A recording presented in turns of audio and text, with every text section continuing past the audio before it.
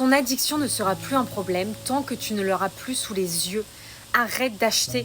Vraiment, si tu veux maigrir, mais que tu as toujours ce petit paquet de gâteaux, toujours à la même place, rangé dans ton armoire, ou toujours mis sur cette table-là en question, ou alors tu as toujours ce magazine ou ce livre qui est en lien avec des gâteaux, forcément, toujours ton attention sera portée sur cette chose-là, donc tes pensées vont suivre, donc forcément l'envie sera générée.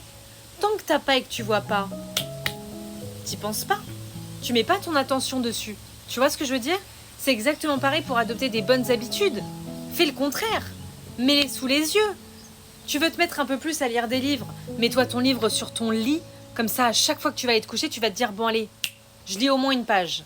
Step by step. Mettez sous les yeux ce que vous voulez consommer et ne mettez pas ce que vous... Vous avez compris? Ce que vous ne voulez plus consommer, ne vous le mettez pas sous les yeux. C'est un danger permanent. Vous vous mettez tout seul dans un conflit interne sans cesse. C'est pour ça que vous recommencez tout le temps à être sous la boucle. Et surtout, n'hésitez pas à vous faire accompagner par l'extérieur. Ou alors, mettez-vous au challenge avec quelqu'un. Viens, on arrête la clope demain. Allez, c'est parti.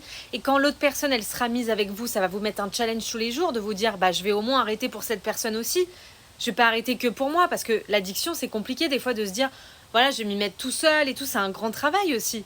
Mais par contre, après, votre vie, elle est complètement différente. Mais c'est magnifique.